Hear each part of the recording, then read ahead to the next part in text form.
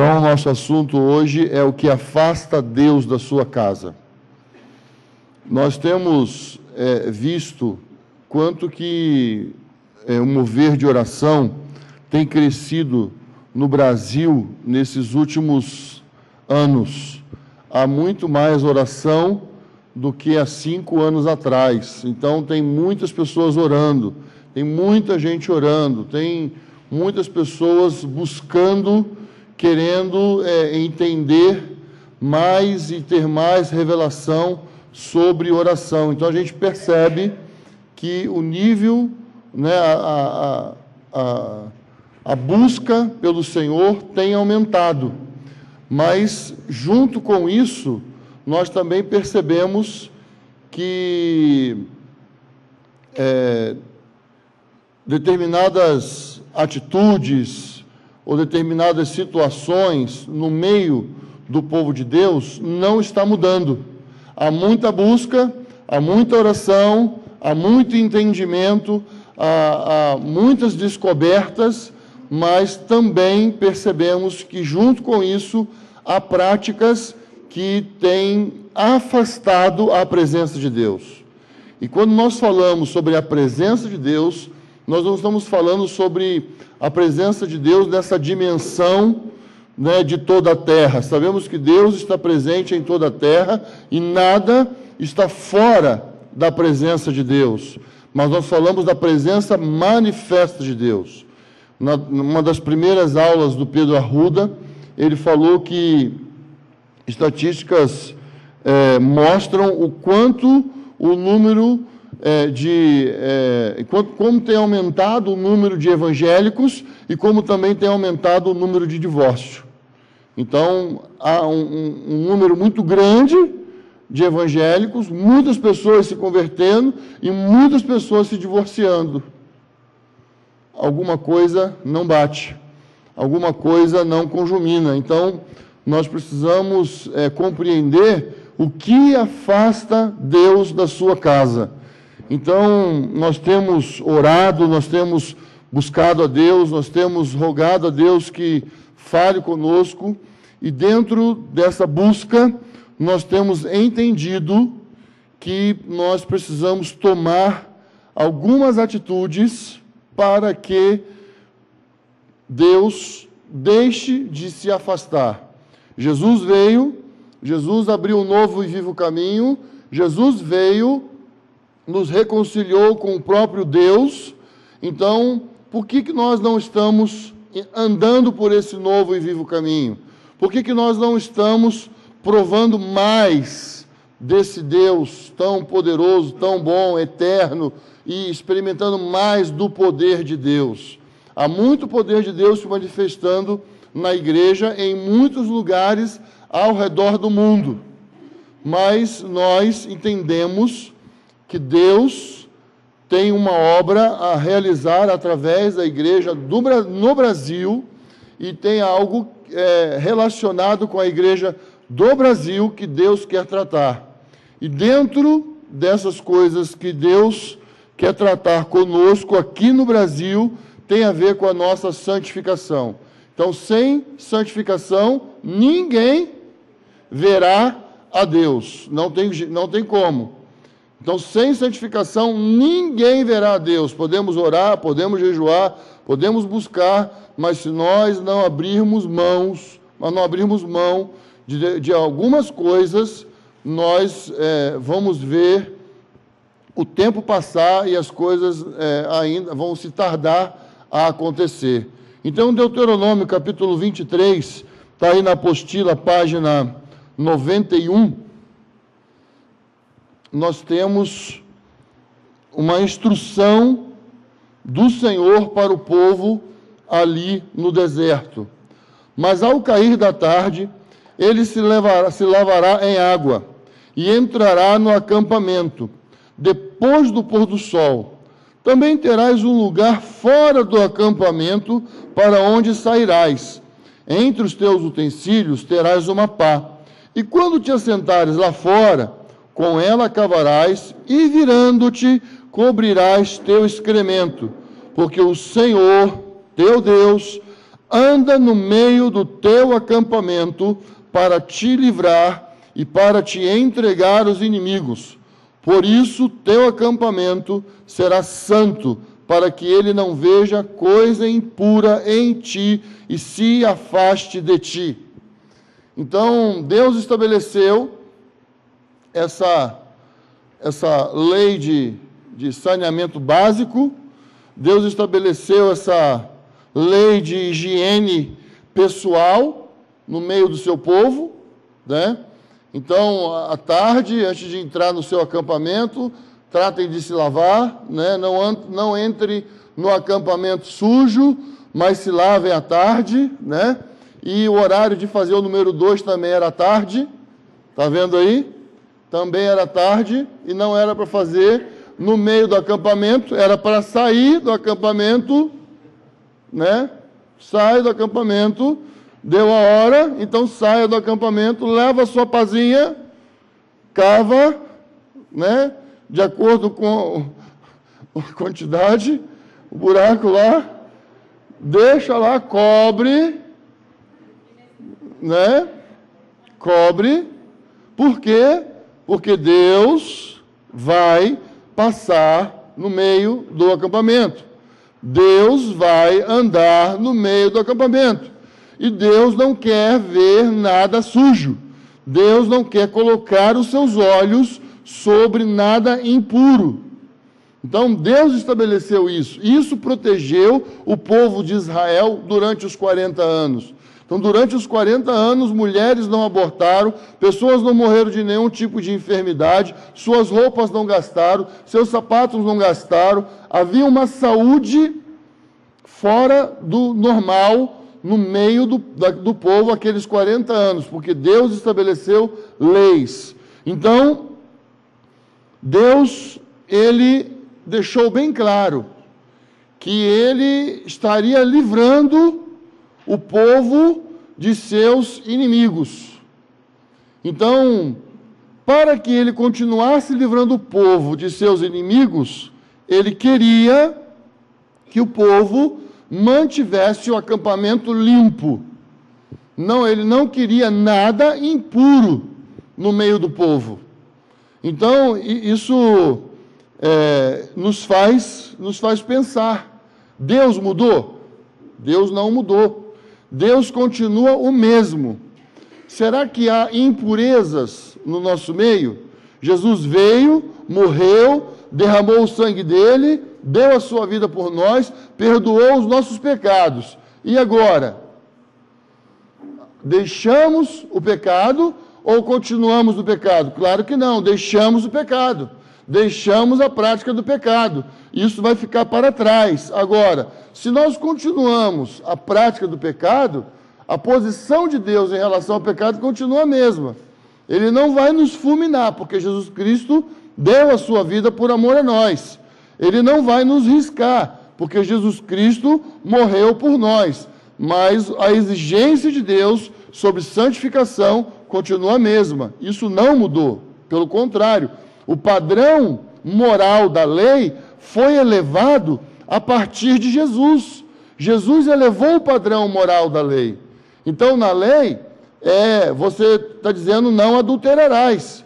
Jesus veio e falou assim, se você pensar em uma mulher com intenção impura, você já pecou. O que é isso? Elevou o padrão moral da lei. Se você matar, Jesus falou, se você disser que seu irmão é louco, você já é réu de juízo. Né? Então, Jesus, ele muda o padrão moral, ele eleva o padrão moral da lei. Então, quando o Novo Testamento repete algumas coisas que foram ditas no Velho Testamento, nós precisamos nos atentar. Quando o Novo Testamento repete assuntos do Velho, isso é importante. Isso é muito importante. Dos 10 mandamentos, quantos foram repetidos no Novo? 9. Dos 10 mandamentos, 9 foram repetidos no Novo. Qual não foi? Sobre o sábado. O sábado não foi repetido no novo. Jesus é o nosso sábado, amém?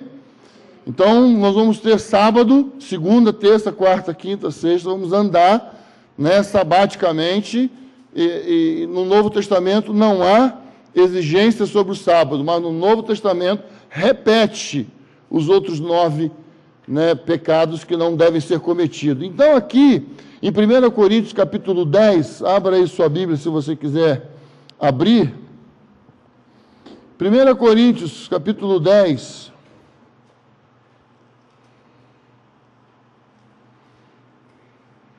Apóstolo Paulo fala com os irmãos da igreja de Corinto sobre os 5 pecados que o povo cometeu ali no deserto.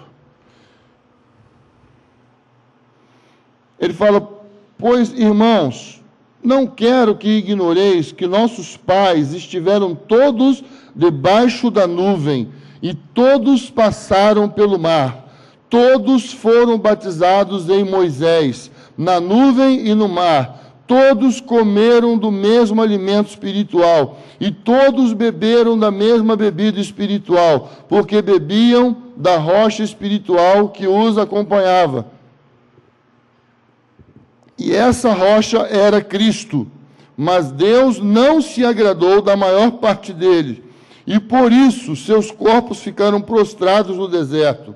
E essas coisas aconteceram como exemplo para nós, a fim de que não cobicemos as coisas más como eles cobiçaram.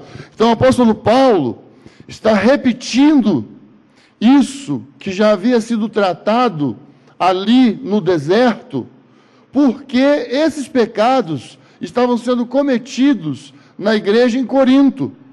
Não só na igreja em Corinto, mas também nas igrejas da Galácia. Eles também estavam cometendo esses 5 pecados, porque o apóstolo Paulo, ele trata desses 5 pecados em Gálatas capítulo 5, ele também vai falar sobre esses 5 pecados. Então as igrejas da Galácia também estavam vivendo a mesma situação. Então nós precisamos nos atentar sobre aquilo que afasta Deus da sua casa, daquilo que impede Deus de se manifestar no nosso meio como nós gostaríamos que ele se manifestasse. Então, o pecado de cobiça é um pecado que nós precisamos tomar assim, né, cuidado, né, também, como os outros pecados, né, porque o pecado de cobiça ele tem a ver com conquistar as coisas, custe o que custar, podendo até ser no custo de pessoas, né? Eu quero coisas, eu desejo coisas, e isso talvez vai ser às custas de alguém. Então, o pecado de cobiça, ele está presente em muitas áreas. Nós conhecemos um empresário, e ele é um homem, um cristão, um homem de Deus, né, aqui no Brasil, Jorge Shimura, né? E ele, na sua empresa, dentro de uma das salas de reuniões, ele colocou: não cobiçarás. Então, ele é presidente da Jacto, no Brasil, e a Jacto é uma empresa muito grande, emprega milhares de pessoas, e ele tem ali muitos executivos, e ele tomou uma decisão de não cobiçar nenhum tipo ou qualquer executivo que ele possa precisar e possa estar empregado numa outra empresa. Então, quando ele tem um currículo de alguém que lhe interessa, mas está empregado, para ele não serve. Ele gostaria muito de ter aquela pessoa, mas aquela pessoa está empregada. Né? Ele estava contando um testemunho sobre esse aspecto de cobiça, e um empresário que ele entrevistou, um executivo que ele entrevistou, ele interessou muito para ele, e ele falou: puxa, mas você é tão capacitado, tão bom. Não, mas lá não me paga o que o senhor está querendo pagar. Ele ligou para outra empresa e falou: seu funcionário tal está aqui, gostei do currículo dele, o meu salário aqui é tanto. Vocês não vão querer esse homem? Vamos! Então, vocês vão mudar a sua proposta em relação a ele? Vamos! Então, ok, tudo bem. Então, percebe? Isso é uma coisa assim muito séria. Então, às vezes nós pensamos que o pecado de cobiça está relacionado a pecados muito cabeludos, né? E ele está tão próximo de nós, como coisas que nós ansiamos. Às vezes podemos cometer o pecado de cobiça dirigindo uma empresa. Às vezes podemos cometer o pecado de cobiça contratando uma empregada. Às vezes podemos cometer o pecado de cobiça contratando uma faxineira. Você ganha mais naquela casa, eu vou te pagar 20 a mais. Você está cometendo o pecado de cobiça. Então, assim, é muito sério, porque nós estamos falando sobre aquilo que afasta Deus da sua casa, daquilo que afasta Deus do nosso meio. Então, se nós queremos mais de Deus, nós precisamos patrulhar a nossa cerca, nós precisamos verificar o que nós estamos fazendo que afasta Deus do nosso meio. O outro pecado relacionado aqui está no versículo 7. Não vos torneis idólatras, como alguns deles, conforme está escrito. O povo assentou-se para comer, beber e levantou-se para se divertir.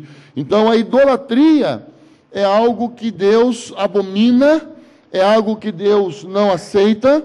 Nós, evangélicos, durante muitos anos, atacamos os católicos por causa do pecado de idolatria, porque nós os acusávamos de serem idólatras, né? Então, quem viveu no Brasil na década de 70 e saía para evangelizar como eu saía, nosso argumento principal é os idólatras vão para o inferno, né? Então, nós fazíamos trabalho de evangelismo atacando pessoas na rua, né? Então, isso era um argumento muito forte para evangelizar, falar sobre a idolatria. E com o passar dos anos, não é que a idolatria também entrou na igreja evangélica? Porque os evangélicos são tão idólatras quanto os católicos eram ou são, eu não sei como é que é, mas na realidade o fato é que os evangélicos se tornaram idólatras de vivos, né? Pessoas vivas. O argumento dos evangélicos era que os católicos adoravam imagens. E isso nós precisamos compreender, que a idolatria é algo que está presente hoje no meio da igreja de Deus, no meio dos cristãos, e nós precisamos tomar cuidado, porque a idolatria não é só algo que se refere a ídolo, né? a uma estatueta, mas a palavra utilizada no grego para se referir à idolatria é imagem, é a mesma coisa. Então, em Êxodo capítulo 20, do versículo 4 ao versículo 6, diz: não farás para ti imagem alguma do que há no céu, na terra ou debaixo da terra. Então, não farás para ti imagem alguma. O que é idolatria? Idolatria é tudo aquilo que rouba o lugar de Deus nas nossas vidas. Você quer uma definição? Então você anota aí. Idolatria é tudo aquilo que rouba o lugar de Deus nas nossas vidas. Você pode idolatrar o seu marido, você pode idolatrar sua mulher, você pode idolatrar seu pai, você pode idolatrar sua mãe, você pode idolatrar o seu pastor, você pode idolatrar a Bíblia, você pode idolatrar muitas coisas. Tudo aquilo que toma o lugar de Deus nas nossas vidas é idolatria. Tudo aquilo que me faz gastar mais tempo com Ele do que com o próprio Deus é pecado de idolatria. Eu tenho visto aí uma coisa muito séria acontecendo. É a idolatria do ai. Vocês conhecem a idolatria do ai? Não? iPod, iPhone, iPad. Tem pessoas penduradas nesse tipo de imagem o tempo inteiro.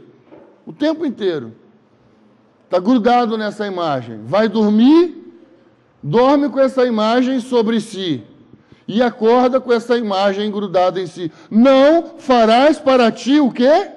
Imagem alguma. Quer ler aí na Bíblia? Êxodo 20, versículo 4. Não farás para ti imagem alguma. Se eu gasto mais tempo com o meu na mão do que com Deus, né? Eu não estou falando de televisão não, tá? Eu estou falando... Televisão, acho que Eleazar deve entender mais do que eu, essas coisas. Acho que já não está sendo mais nem tão usado mais, né? Diminuiu, não é? Porque tem outra tela, né? Que substituiu, não é isso? Então, nós precisamos tomar cuidado aonde nós estamos gastando mais o nosso tempo. Aonde o nosso tempo está sendo consumido.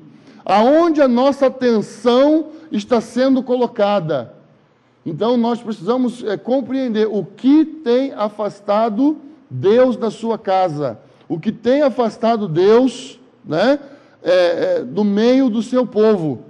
Então, nas igrejas, eu ainda, acho que eu não sei, acho que eu estou meio livre, eu não me importo. Né? Tem gente que vem falar comigo assim, você viu lá que tinha irmãos usando a tela no computador, no meio da reunião? Eu não vi. Eu não tenho preocupado muito com isso, não. Cada um vai responder para Deus, de como está usando ou não.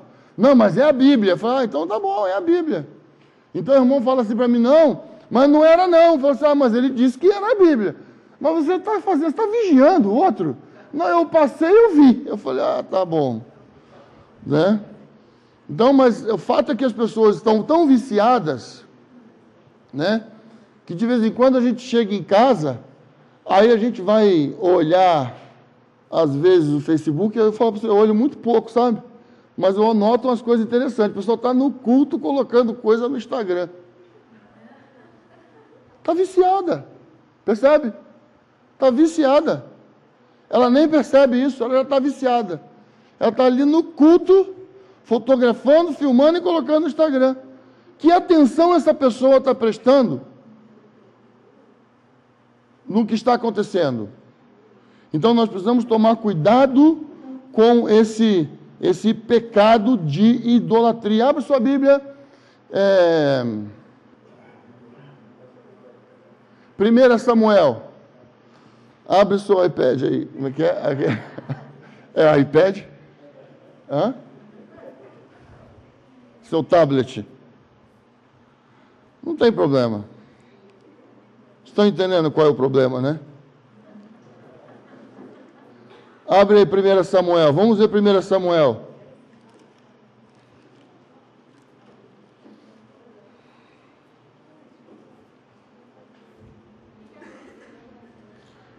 Primeira Samuel, capítulo 7, versículo 3.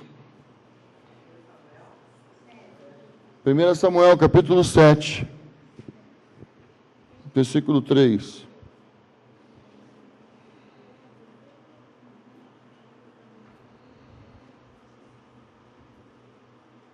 Samuel falou a todo o povo de Israel: se quereis voltar ao Senhor,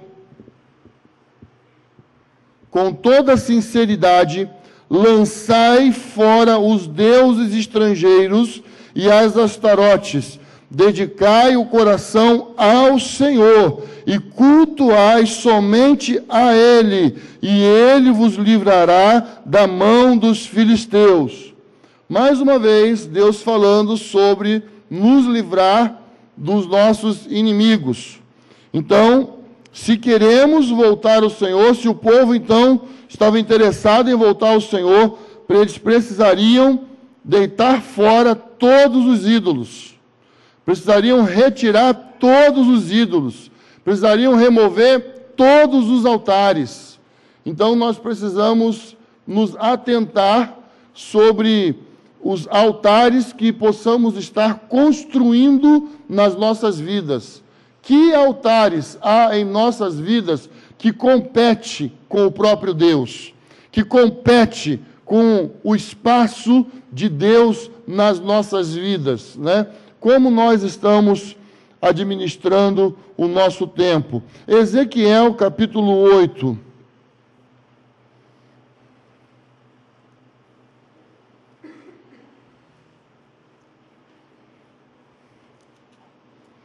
Ezequiel, capítulo 8.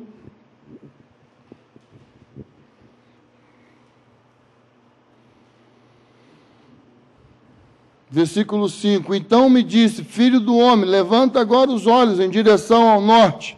Levantei os olhos em direção ao norte, e essa imagem do ciúme estava ao norte, da porta do altar na entrada. E ele me disse, filho do homem, vês o que estão fazendo? As grandes abominações que a casa de Israel faz aqui, para que me afaste do meu santuário, mas verás ainda outras grandes abominações. E levou-me para a entrada do pátio, então olhei e havia um buraco na parede. E ele me disse, filho do homem, cava agora a parede. E quando cavei a parede, havia uma porta. Disse-me ainda, entra e vê as abominações horríveis que eles praticam aqui. Entrei e olhei e vi toda a forma de animais que se arrastam e de animais abomináveis e todos os ídolos da casa de Israel. Estavam pintados na parede em todo ao redor. 70 anciãos da casa de Israel, incluindo Jazanias, filho de Safã, estavam em pé diante das pinturas. Cada um tinha na mão o seu incensário, e o aroma de incenso subia em uma nuvem. Então me disse, filho do homem, viste o que os anciãos da casa de Israel fazem nas trevas, cada um nas suas câmaras pintadas de imagens, pois dizem, o Senhor não nos vê, o Senhor abandonou a terra. Então, nós precisamos observar, extrair dessa passagem, tudo aquilo que nós fazemos, tudo aquilo que nós praticamos, às escondidas, onde ninguém vê, onde nenhum ser humano está vendo o que nós estamos fazendo, mas nós não podemos nos esquecer que Deus tudo vê, que Deus tudo sabe, que Deus tudo conhece, que nada escapa aos olhos do Senhor.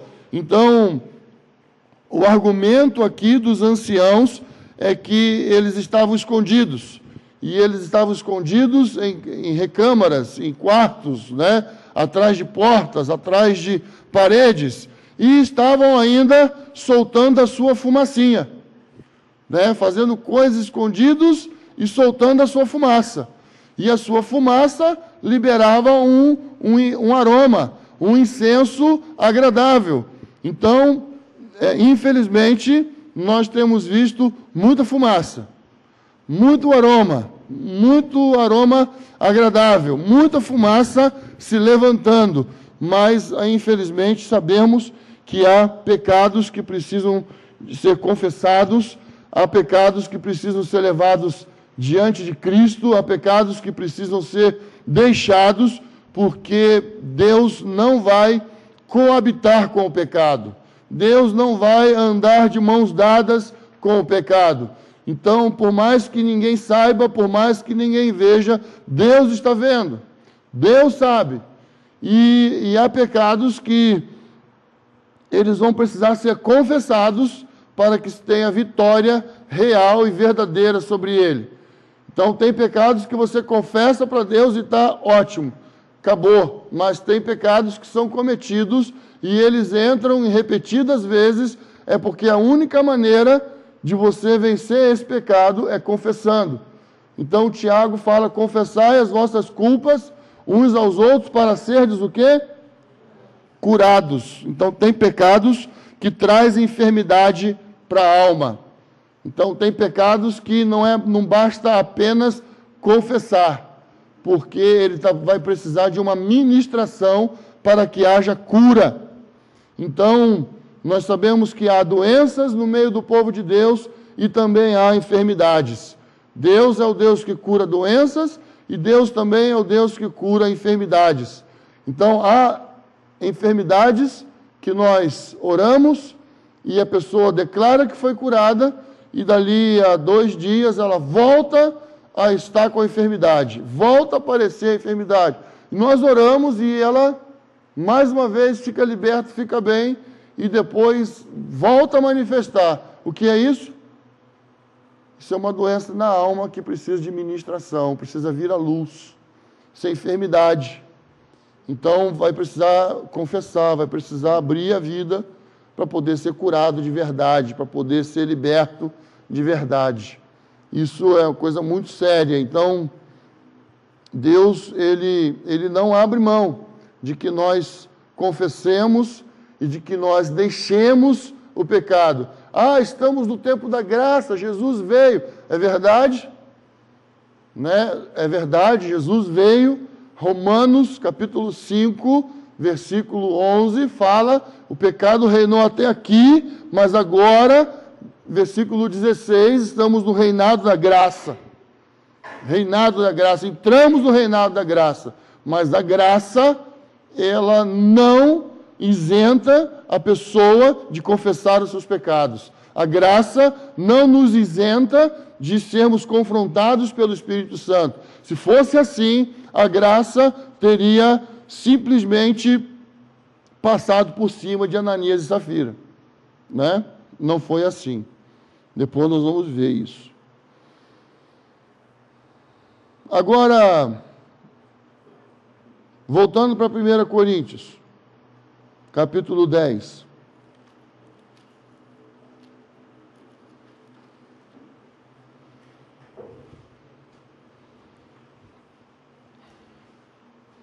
Versículo 8. Nem pratiquemos imoralidade, como alguns deles fizeram, e caíram num só dia 23.000. Então, apóstolo Paulo está se referindo àquele momento onde o acampamento de Moisés precisou tomar uma decisão e mandar todas as mulheres estrangeiras embora. E não foi só isso, não. Né? 23.000 homens foram mortos porque se envolveram no pecado sexual. Então, nós colocamos aí que em imoralidade nós podemos achar uma definição relacionada a pecados sexuais, a prática de pecados sexuais, foi o que aconteceu. Balaão, ele não conseguiu amaldiçoar o acampamento de Moisés, mas Balaão deu um conselho a Balaque: olha, amaldiçoar não dá, mas envia mulheres no meio dos homens, e essas mulheres vão levar os homens ao pecado e vão introduzir também seus ídolos, suas imagens, e o Deus de Israel não tolera concorrência. Então, Balaão deu esse conselho maldito para Balaque e contaminou o acampamento de Moisés, e por causa disso 23.000 homens morreram. 23.000 homens tiveram que ser passados à espada. Então, o pecado de imoralidade, ele é um negócio que Deus não aceita. E nós sabemos que vivemos numa sociedade onde o apelo sexual é muito forte. O apelo sexual está em todas as mídias. O apelo sexual está ao nosso redor. Pornografia é um pecado, assim, talvez o pecado mais praticado em nossos dias. Vocês sabem quantas vezes é necessário acessar um site pornográfico para ficar viciado?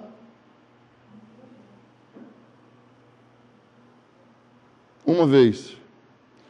Se a pessoa fumar algum tipo de droga, talvez não fique viciado uma vez. Se a pessoa... Só o crack? Então o crack, a pornografia está ali. Usou uma vez, vicia. Pornografia também. 60% das mulheres que acessam a rede hoje estão viciadas em pornografia. 60% das mulheres que usam a internet hoje acessam site pornográfico. 60%. Tá? Depois, se vocês quiserem anotar, www, um clique.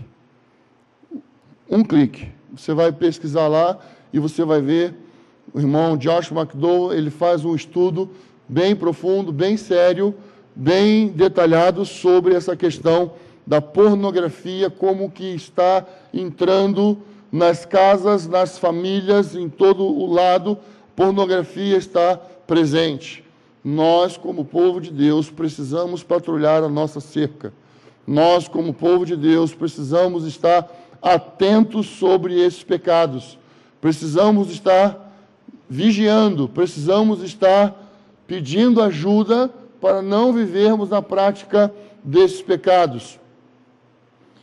E aqui também um terceiro definição para o pecado de imoralidade é a irregularidade do proceder. E essa irregularidade do proceder, eu acho assim que é uma coisa que nós precisamos estar assim muito atentos, né? Aqui no Salmo 101, versículo 5, ele fala: destruirei o que difama o próximo às escondidas. Não hei de tolerar o que tem olhar altivo e coração arrogante, que difama o próximo às escondidas. Isso é pecado de imoralidade. Falar mal de irmãos é imoral. Falar de pessoas cuja a presença, não está ali, isso é imoral. Julgarmos pessoas, criticarmos pessoas sem a sua presença, isso é imoral. Deus abomina, Deus não aceita, Deus não concorda. Percebe, amados? Nós estamos vivendo um momento de muita fumaça. Nós estamos vivendo um momento de muito incenso sendo queimado. Há muita oração no Brasil hoje. Temos muita gente orando hoje, mas há muito pecado no nosso meio. E nós precisamos nos colocar diante do Senhor para que esses pecados sejam tratados. Então, a oração do Pai Nosso fala assim: portanto, Mateus capítulo 6, versículo 9, orai deste modo: Pai nosso que estás nos céus, santificado seja o teu... Como que nós santificamos o nome de Deus?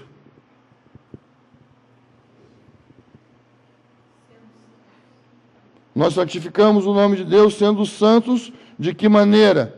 Não falando mal dos outros, não falando mal de pessoas, não criticando pessoas, não apontando pessoas.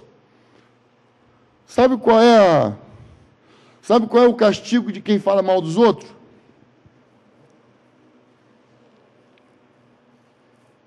Sabe não? O castigo de quem fala mal dos outros é fazer igualzinho o outro faz. Quem fala mal do outro vai fazer igual. Quem fala mal de Edir Macedo vai fazer igual. Quem fala mal de... que é o nome do outro mesmo? De Valdemiro, vai fazer igual. Quem fala mal do R.S. Soares, vai fazer igual. Com a mesma medida que julgares, julgarão a vós também. A mesma medida que nós usarmos para julgar alguém, vão nos julgar também.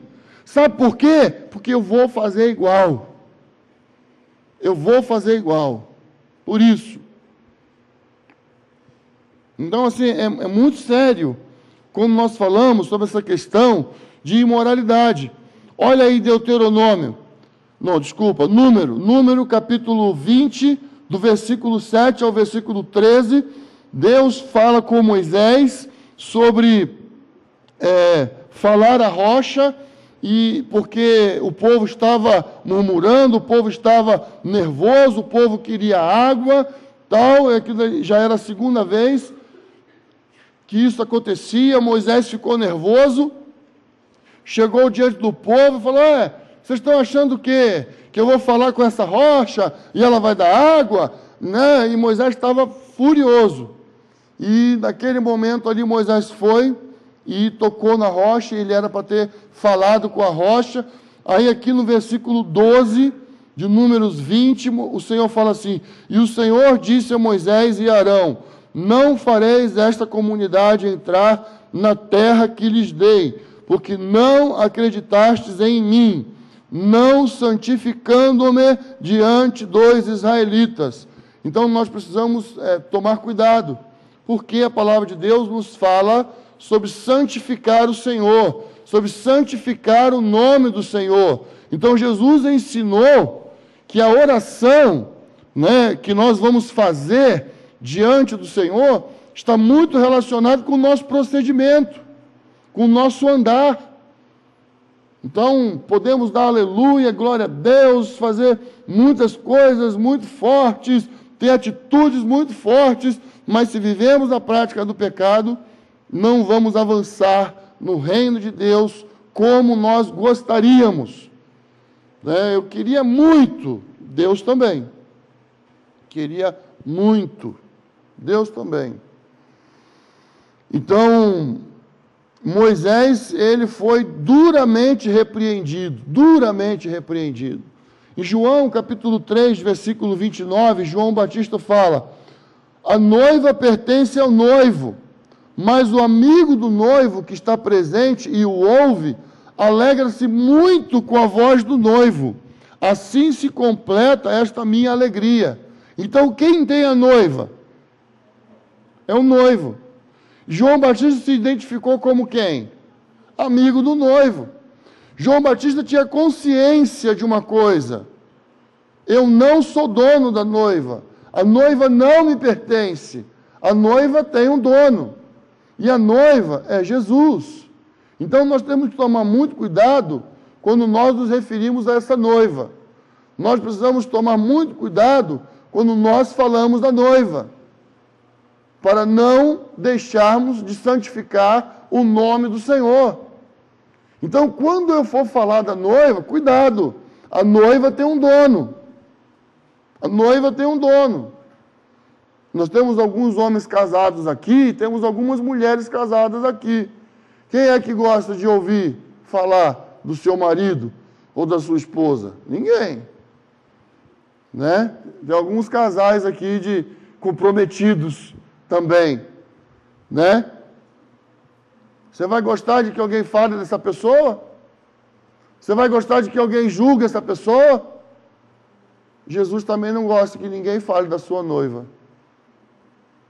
Jesus também não se sente bem quando alguém atira pedra na sua noiva. Jesus não tem prazer de ouvir ninguém falar da sua noiva, porque é sua noiva, a não ser que você tenha certeza que essa noiva que está aí fora, Jesus não derramou o sangue por ela, e talvez ainda uma outra noiva vai surgir. Nós temos que tomar cuidado quando nós falamos da igreja de Corinto. Sabe quem fundou a igreja de Corinto? Apóstolo Paulo. Apóstolo Paulo fundou a igreja de Corinto. Ele amava aquele povo, ele cuidava daquele povo. Então, a igreja de Corinto foi uma igreja fundada por um ministério apostólico. A igreja de Esmirna também foi fundada por um ministério apostólico. A igreja de Éfeso, de Pérgamo, de Tiatira, eram igrejas apostólicas. Percebe? E tinham defeitos, e tinham pecados, e que precisavam ser corrigidos. Então, nós temos que tomar cuidado. Nós precisamos estar patrulhando a nossa cerca, verificando como nós estamos, como povo de Deus, usando a nossa língua. Para que a nossa língua está sendo usada? Quem tem usado a nossa língua? Né? Em Hebreus capítulo 12, versículo 16, não está aí na apostila, mas anota aí, né? Diz assim: ninguém seja imoral como Esaú. Então, entra nessa categoria do procedimento, porque Esaú vendeu a sua primogenitura. Esaú não valorizou a sua primogenitura.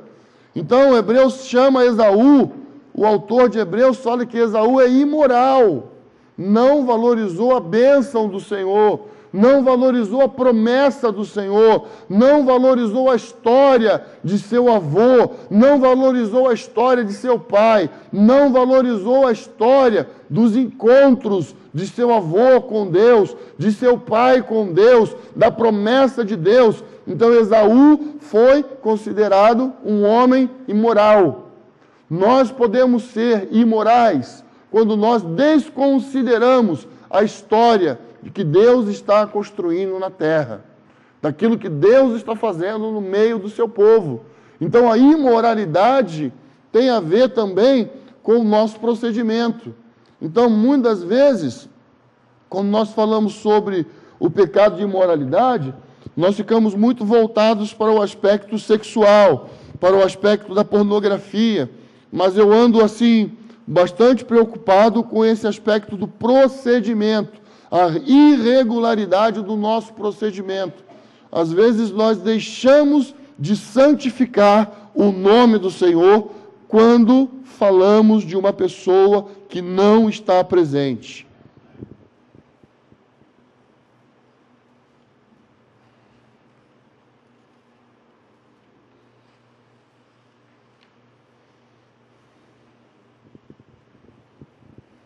Então, aqui, voltando para 1 Coríntios, capítulo 10, versículo 9, ele fala assim: nem tentemos Cristo, como alguns deles tentaram e foram destruídos pelas serpentes. Então, tentar Deus é colocar Deus à prova. Isso, irmãos, isso é muito, muito sério. Isso é muito sério. Colocar Deus à prova é um pecado assim que nós precisamos estar atentos para saber se estamos praticando ou não. Então, colocar Deus à prova é você fazer algo errado, que você sabe que está errado, e querer que Deus te abençoe. Você quer que Deus te abençoe, você quer que Deus seja generoso com você, mas o que você está fazendo está errado. Você sabe que está errado. Mas mesmo assim você quer a bênção de Deus. Isso é tentar a Deus. Ananias e Safira fizeram isso. Fizeram isso. Né? Fizeram. Exatamente isso. Lá em Atos capítulo 5, do versículo 1 ao versículo 10, conta a história de Ananias e Safira. No versículo 9, Pedro fala assim, por que combinastes colocar à prova o Espírito do Senhor? Então, Ananias e Safira foram repreendidos porque não houve nenhuma exigência dos apóstolos que as suas posses fossem doadas integralmente. Não havia essa exigência. As pessoas eram movidas pelo Espírito Santo a entregar, né, a doar, né, a ofertar. Né? E aqui, nesse momento, Ananias e Safira, né, até estou lembrando aqui daquele momento em que Jesus assenta-se em frente ao gasofilácio, lembra? Jesus se assenta em frente ao gasofilácio e fica olhando. As pessoas estão dando a oferta e ele está olhando. E Jesus olhava a pessoa e a oferta. Imagina só, hein? Jesus olhava a pessoa e a oferta.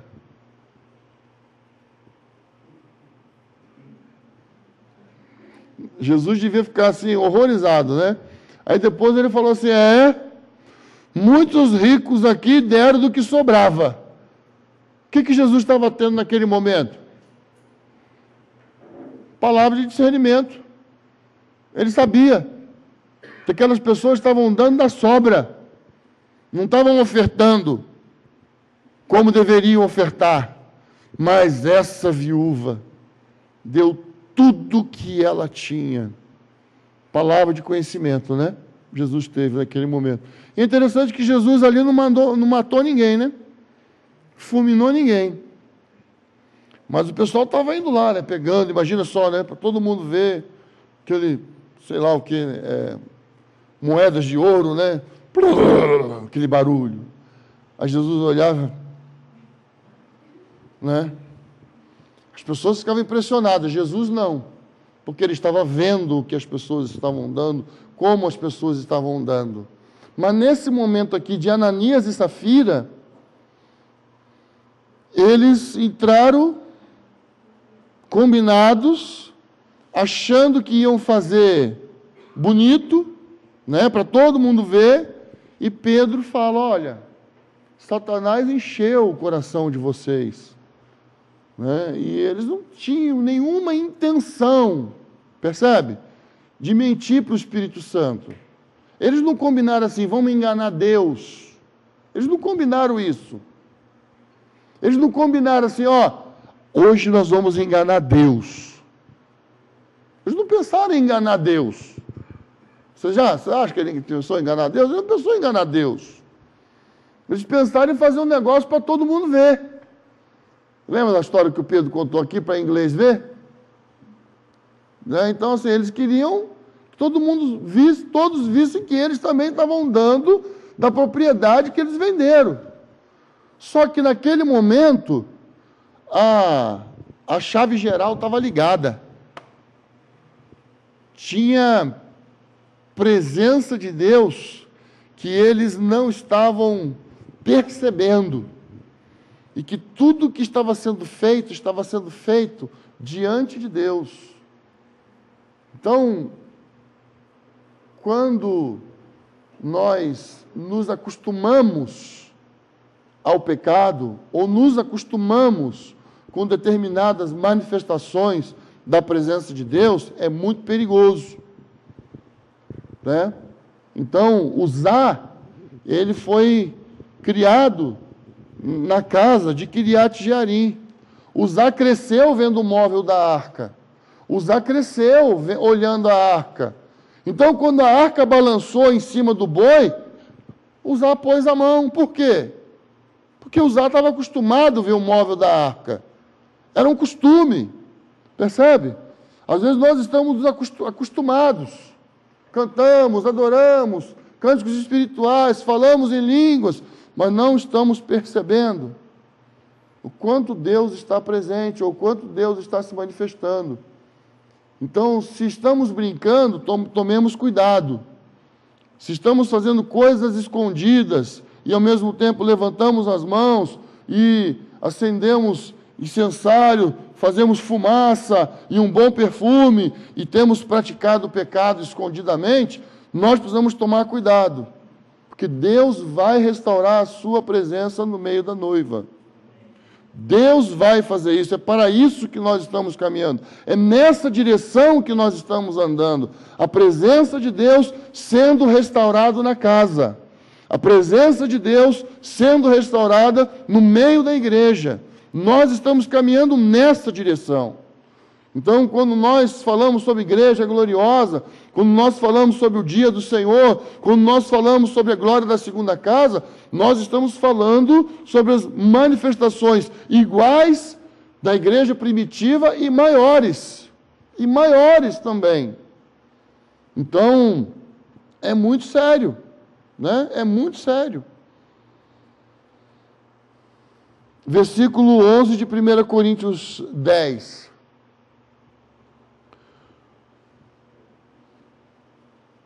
Versículo 10. 1 Coríntios 10. E não murmureis, como alguns deles murmuraram, e foram mortos pelo destruidor. Tudo isso lhes aconteceu como exemplo, e foi escrito como advertência para nós, sobre quem o fim dos tempos já chegou. Então, o apóstolo Paulo está advertindo, olha, não murmureis. Então, o pecado de murmuração o pessoal fala, murmurar é reclamar. Mas é reclamar de quê? Reclamar de Deus. Como a pessoa pode reclamar de Deus? Né? Então, Você já viu pessoas falando assim, quando eu estava lá no mundo, isso não acontecia comigo, não. Agora que eu comecei a andar com Jesus, algumas coisas começaram a acontecer. Isso é murmuração. Antes eu não vivia tais coisas, agora eu vivo. Isso é murmurar.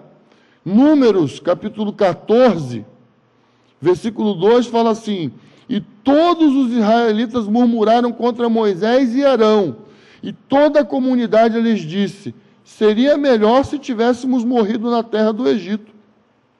Seria melhor se tivéssemos morrido neste deserto. Murmuração. Começo a comparar o que Deus está fazendo na minha vida em relação àquilo que Deus está fazendo na vida de outros. Começo a reclamar, murmurar aquilo que eu estou vivendo agora e o que eu não e o que eu vivia antes. Então, quando nós entramos no processo, na jornada de conhecermos a Deus, nós precisamos aprender a fazer algumas perguntas, né? Às vezes, quando somos provados por Deus, nós ficamos assim, mas por quê? Por quê? Presta atenção. Quando você estiver sendo provado por Deus, e você ficar assim, por quê? É que o Espírito Santo está dizendo que você está errado em alguma coisa. Você acha que o seu porquê vai revelar algum erro de Deus? Por que Deus está fazendo isso comigo? Por quê, Você acha que Deus está fazendo o quê? Porque Deus adora pressionar as pessoas? Deus acha bom, né?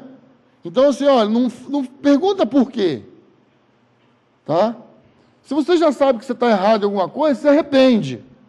Agora, você pode perguntar assim, para que Deus? Para que eu estou vivendo isso? O que o Senhor quer me ensinar?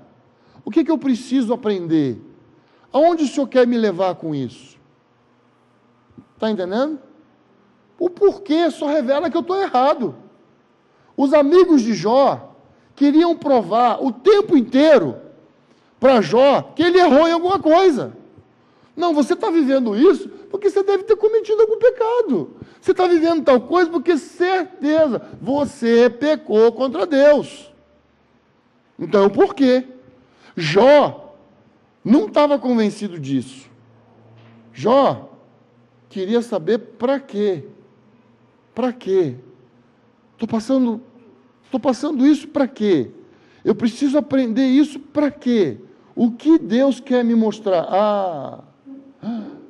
Antes eu te conhecia de ouvir falar, mas agora os meus olhos te veem. Jó foi levado ao ponto de ter condições de ver Deus. Para que Jó passou tudo aquilo? Para que Jó viveu tudo aquilo? Para manifestar a glória de Deus na terra e também contemplá-la.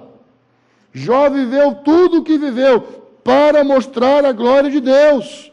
Jó viveu tudo o que viveu para conhecer a Deus. Então o pecado de murmuração me impede de conhecer a Deus.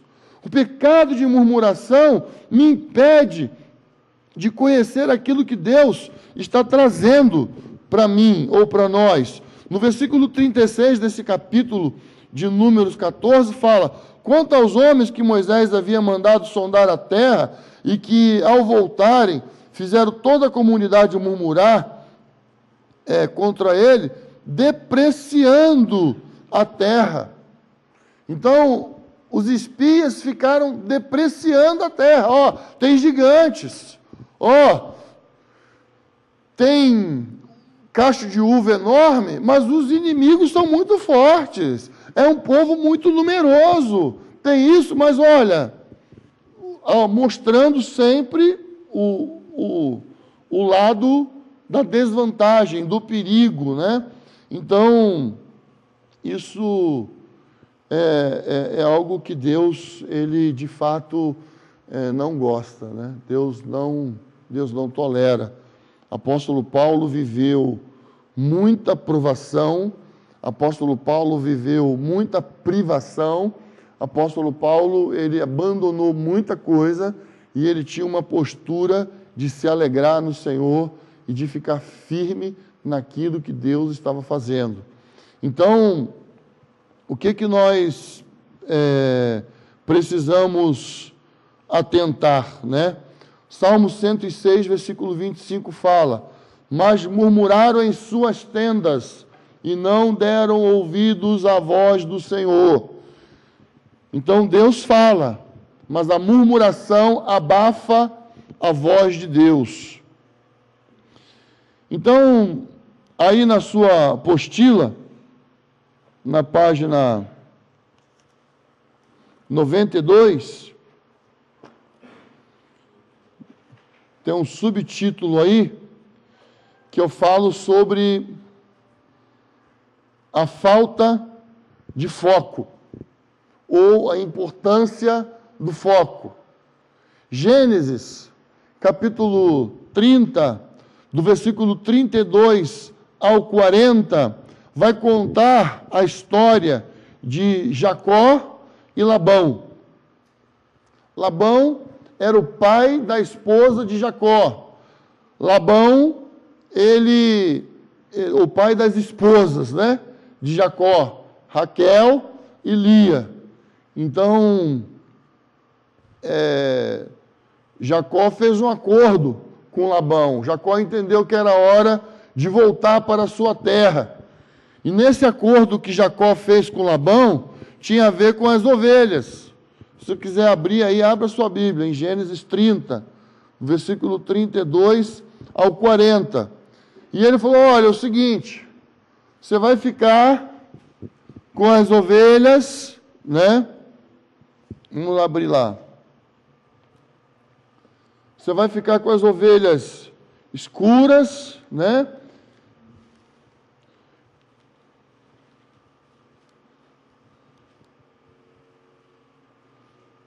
Então passarei hoje por todo o teu rebanho, separando dele todos os salpicados e malhados, e todos os escuros entre as ovelhas, e os malhados e salpicados entre as cabras. Este será o meu salário. Então, as salpicadas e as malhadas que tiver são minhas, e as que nascerem assim serão minhas. Já Labão olhou, Labão era um comerciante, era um homem de negócio, ótimo. Nasce poucas malhadas, nasce poucas salpicadas, então as escuras e as clarinhas são minhas. E as malhadas e salpicadas são suas. Feito. Jacó foi, afastou as ovelhas, 3 dias, né, de caminho, e levou as suas ovelhas para começar a tirar ali o seu salário. Então Labão, versículo 34, concordou, seja conforme a tua palavra. Separou naquele mesmo dia os bodes listrados, os malhados e todas as cabras salpicadas, e aí ele foi, distanciou os 3 dias, versículo 36, versículo 37, então Jacó tomou varas verdes de estoraque, de amendoeira e de plátano, e descascando nelas riscas brancas, deixou à vista o branco que nelas havia. E depois as varas que havia descascado em frente dos rebanhos, nos coxos, isto é, nos bebedouros, onde o rebanho bebiam, e eles acasalavam quando vinham beber. Então Jacó colocou essas varas na frente do rebanho. Jacó fez o rebanho olhar para essas varas. Na hora que eles estavam comendo, na hora que eles estavam bebendo, na hora que eles estavam acasalando, e aí, olhando para essas varas, mantendo os olhos nessas varas, o rebanho começou a produzir malhadas e salpicadas. E aí o rebanho de Jacó foi crescendo, o rebanho de Jacó foi crescendo. Chegou um momento aqui que Jacó pegou o rebanho das malhadas e salpicadas e colocou na frente dos bodes lá, branquinhos, pretos e tal, e aí não olhavam mais para as varas, olhavam para o rebanho. Olhava para o rebanho que estava malhado e salpicado. E só de olhar, já produziam malhados e salpicados. Isso é um mistério, né? Isso é um negócio incrível. Mas o fato é que eles, os rebanhos, começaram a produzir de acordo com aquilo que eles estavam vendo. Aonde eles colocavam os olhos, aonde o rebanho fixava os olhos, nos malhados, nos listrados, nas varas, e eles produziam de acordo com o que viam. Então, Salmo 100 fala para nós tomarmos cuidado com aquilo que colocamos diante dos nossos olhos, né? Tomarmos cuidado, porque se nós colocarmos aquilo que nós colocarmos diante dos nossos olhos e começarmos a apreciar, nós vamos reproduzir igual. Isso é muito sério, é muito sério. Então, algum princípio Jacó tinha, alguma direção Jacó tinha. Eu já escutei gente dizendo que Jacó trapaceou, já escutei gente dizendo que isso aqui cientificamente não tem nada provado, eu já escutei muita coisa. Mas o fato é o seguinte, tá? Nós vamos reproduzir aquilo que nós estamos vendo. Nós vamos começar a reproduzir aquilo onde nós colocamos os nossos olhos. Então, onde nós estamos colocando os nossos olhos? Onde os nossos olhos estão fixados? Hebreus, capítulo 12, está aí na apostila. Portanto, nós, rodeados de tão grande nuvem de testemunhas. Já pensou nisso? Você já pensou? Quantas testemunhas estão olhando para nós agora? Já pensou nisso? Hein? Já pensou? Tão grande nuvem de testemunhas. Quem está olhando para nós? Moisés. Agora fiquei mais assim, né? Sobrenatural agora, né? Elias, né? Paulo, irmãos em Cristo, seu João Walker, muita gente lá olhando, muitas pessoas olhando para nós, tão grande nuvem de testemunhas.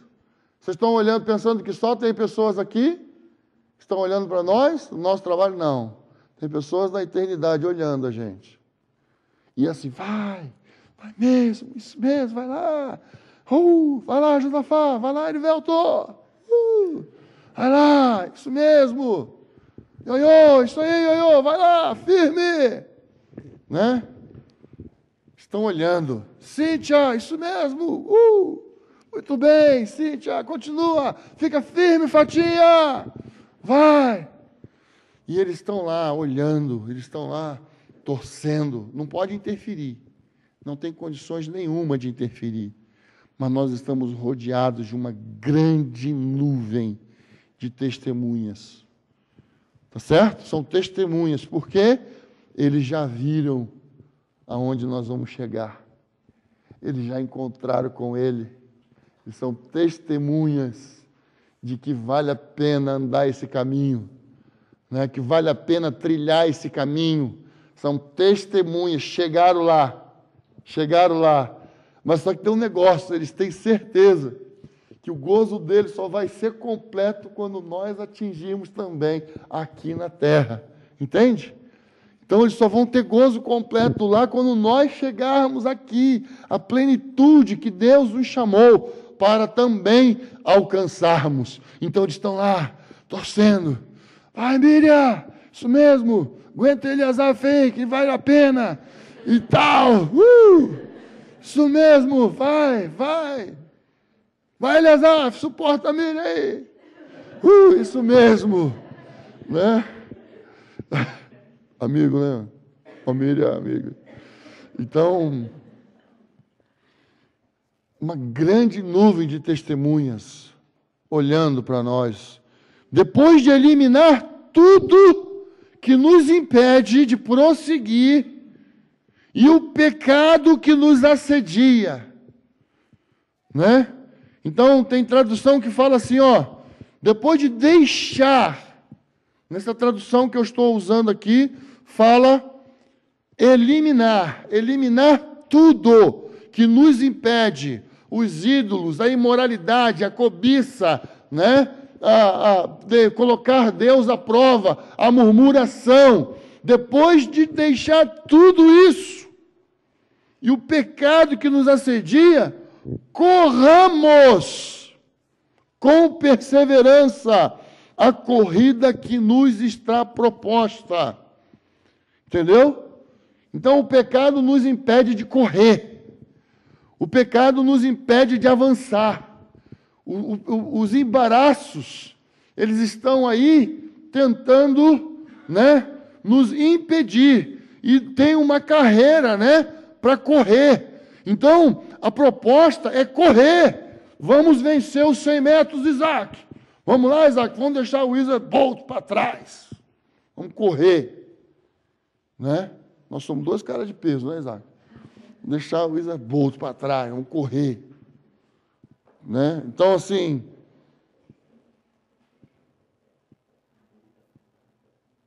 fixando os olhos em Jesus, o autor e consumador da nossa fé, o qual, por causa da alegria que lhe estava proposta, suportou a cruz, não fazendo caso da vergonha que sofreu, e está sentado à direita do trono de Deus. Então, Jesus, ele estava ali, né, na cruz, mas ele estava olhando através da cruz. Ele não estava fixando seus olhos na cruz, ele estava olhando através da cruz. Então o desafio para nós é olharmos para Jesus, fixarmos os nossos olhos em Jesus. Então ele fala, deixa, corre e fixa seus olhos em Jesus. Olha para Jesus. Não olha agora para as varas de Jacó, não. Não olha agora para o rebanho malhado, não. Olha agora para Jesus. Nosso desafio agora é olharmos para Jesus, fixarmos os nossos olhos em Jesus, para nós sermos iguaizinhos a Jesus. Amém? Então, nós temos um alvo. O nosso alvo é Cristo, né? Os que dantes conheceu também os predestinou para serem conformes à imagem de seu Filho, a fim de que ele seja o primogênito entre muitos irmãos. Isso só é possível se nós olharmos para Jesus. Ele morreu por nós, ele deu o sangue dele por nós. Então vamos olhar para Jesus. Vamos fixar os nossos olhos em Jesus. Vamos manter os nossos olhos no Senhor Jesus. Vamos correr com perseverança a carreira que nos está proposta. Vamos abandonar o pecado. Vamos soltar, né, as bagagens, né? Vamos soltar aí aquilo que é excesso. Deixa para trás. Corta os ganchos. Elimina os ganchos e corre. Corre.